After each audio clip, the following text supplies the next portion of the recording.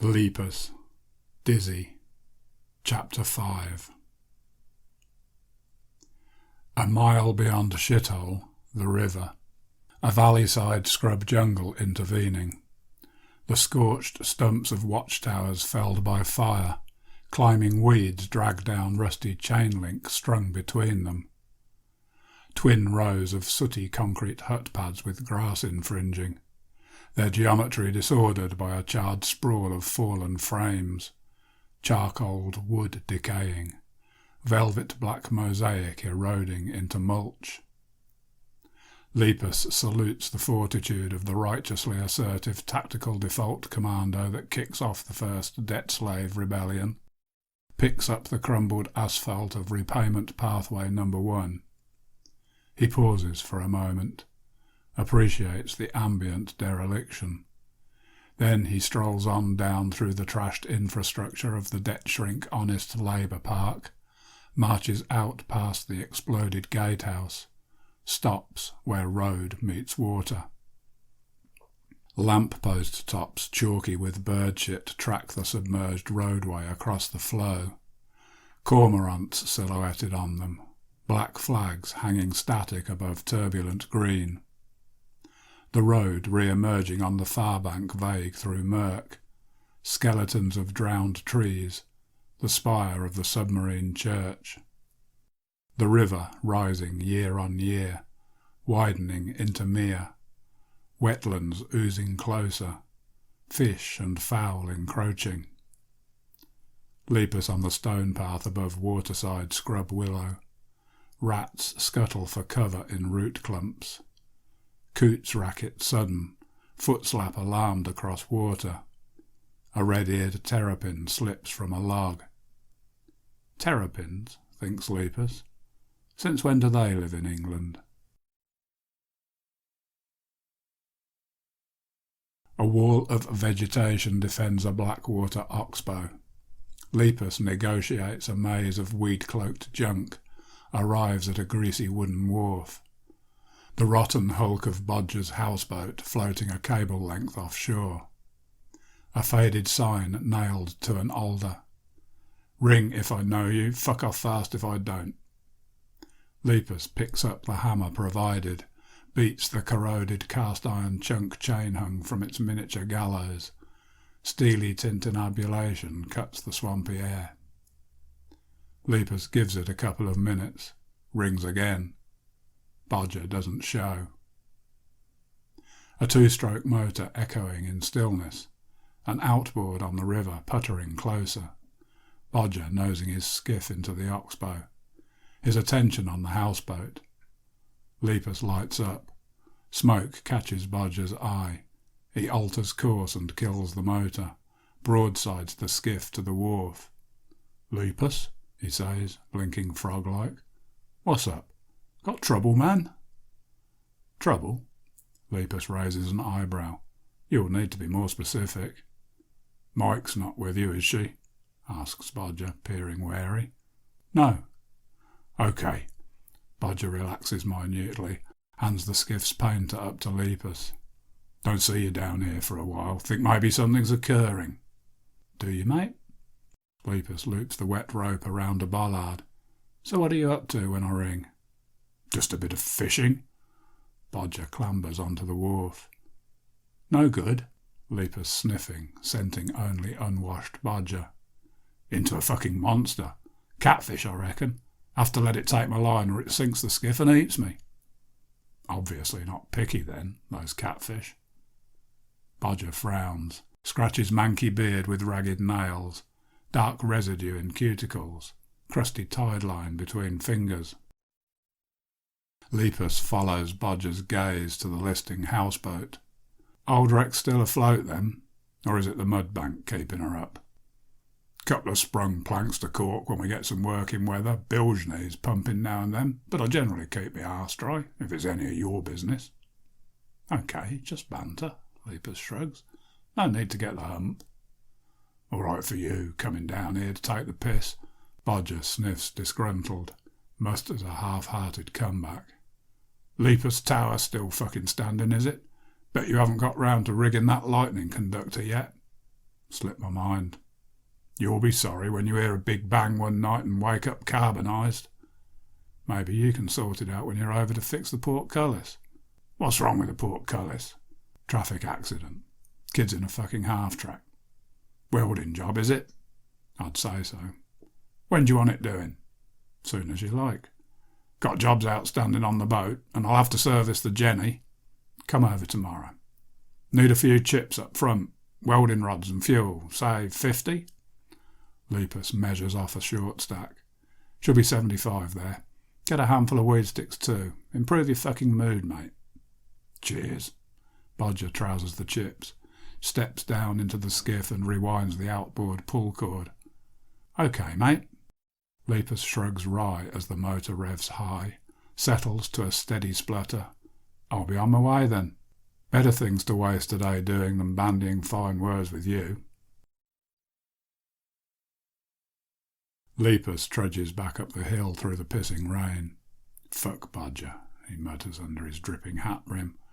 Bastard's too far up his own arse to offer hospitality on board. Lepus is soaked to the fucking bone now, but that's probably best in the long run. An hour in that festering houseboat's a proposition that likely proves fatal. Even bathed in sunshine, an event not recalled by many, Shithole is not classically picturesque. A few streets of abandoned artisan cottage holiday homes repossessed by blood of England squatters in the aftermath of the reduction. 24 sound old council houses strung sullen along Windy Edge preserving inbred village bloodlines. The enclave of unfinished striver homes caged in rusty scaffolds. Flapping blue plastic roofing. Plank bridges strung precarious across mud and flooded trenches. A few families of cooperative self-builders huddled despondent in unglazed kitchen diners awaiting better weather.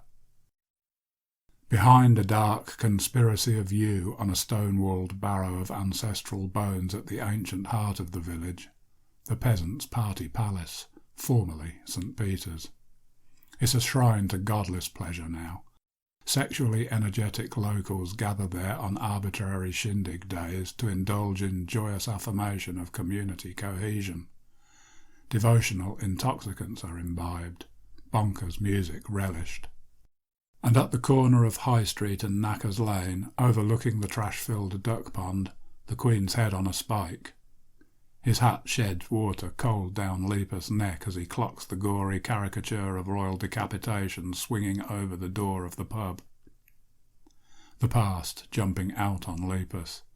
Some arty anarchistic gal taut-arsed on a ladder. She hangs her rebel masterpiece, turns and flushes proud. Ribald poors militia lads raise sloppy glasses, cheering. It's one of those fleeting moments. A wildly optimistic recognition of a glorious but ultimately futile spasm of social levelling with violence. Leepus buys the artist a drink, entices her to bed to revel in the slaughter. Or maybe he just wants to. It's sometimes hard to tell with Dizzy what really happens and what doesn't. Lepus ducks into the snug. A dim fire flickers a faint welcome from the hearth. There's a comforting fug of weed smoke marred by a pissy bouquet of wet dog. John Fox and Bob the Butcher turn from the bar to check him. Dribbling Dave's curled up poorly on the floor, Bob's dog lapping happy at pooled vomit. The bar untended. Big Bethan in the corner passing slack time with video poker. The landlady looks from gambling machine to Lepus. "Fuck me," she squawks in greeting. "Look what the rain flushes out." "All right, Lepus." Bob nods sly and lifts his empty jar. "You were just in fucking time." "Thanks." Lepus nods back. Mine's a caffy, mate. Walked into that one, Bob, John Fox says and chugs off his ale. Old Lepus ain't no fish. Up himself is what he is, Bob the butcher says sour. Fucking caffy's liquid gold. What's wrong with regular bevy? Devil's piss, says Lepus, pulling up a stool. Look what years of drinking it does to you. Bethan gathers empty jars, ladles ale from a barrel and glances shrewd at Lepus. I'll be needing to see someone's gold on the bar before I put beans in the grinder. Lepus pulls out his chip stack. He measures a squat column on the sticky counter, sighs and tips it over. Nice one, mate. Bob the butcher is relieved. Pleasure, says Lepus. Just don't blame me when you find yourself in the shitter one fine morning squirting out your liver. That can't really happen, can it? John Fox, looking queasy. Lepus shrugs. Just saying. Chance is yours to take. Here, says Bethan. I do me best, but the beans seem kind of furry. Thanks, says Lepus. As long as it's got some jangle. Get a jar in for yourself while you're at it. And Dave too, when he's feeling better. Much going up on your ends, then? Bob shifts heavy on his bar stool, adjusts the overhang of arse cheeks. Lepus shrugs. Time passes, mate. Thanks for asking. Any fun to be had down here? Squad of fucking snot-faced studs rolled through yesterday. Aggie round the yards a bit, tried to scare up background rabble-gabble on the dirty disease-bagged grizzled scrote who lives up in that scabby tower. Daft Danny tells them you're all right, though, John Fox chiming in. Just as long as we throw you a juicy priv virgin now and then. Yeah, they piss themselves at that, I bet, says Lepus. Nah, but poor old Danny boy fucking does when the top stud gets into him with a volt whip. Ouch, says Lepus, passing more chips to Bethan. Bottle of grog there for the lad when he stops twitching. Tell the dope I'm proud. What do they want then, up at yours? Bob not letting it go. Mystery. Lepus gulps the last of his foul caffy. Anyone got any special problems?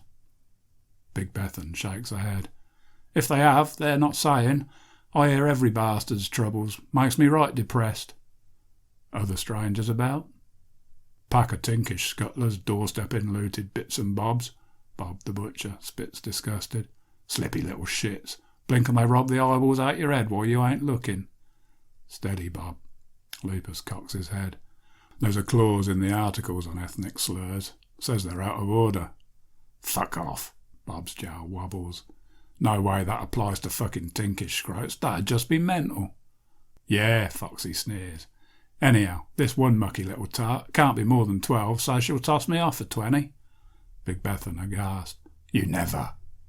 Course not, Foxy smirks. Like I'm going to pay you 20 for a hand shandy, says I, when the barmaid up the Queen's only wants 10 for a gobble. Big Bethan, not amused. Her straight arm jutting across the bar, bursting Fox's nose. Landlady, you cheeky sod, she says, and I'd want at least 100. Leepus sidesteps as Foxy tobbles face down onto flagstone. The dog barks surprise, sniffs and lunges eager after noseblood. Bob the butcher mirthful, struggling for breath. Later, Leepus winks at Big Bethan. Thanks for the entertainment. Don't be a stranger, Big Bethan winks back. Always glad to put on a show for a minted old grizz like you. Lepus is halfway out the door when a flicker catches his eye. The poker machine flashing alluring. He ducks back and feeds it chips. Waits to see how the virtual cards fall. Deuce. Another. Ace. Ace. Ace. Full house. That's nice, thinks Lepus. Tinny electronic trumpets fanfare his good fortune. Lepus whips his hat off, holds it at the ready. The machine pukes a copious rattle. His hat brimful, overflowing. Big Bethan's face a picture.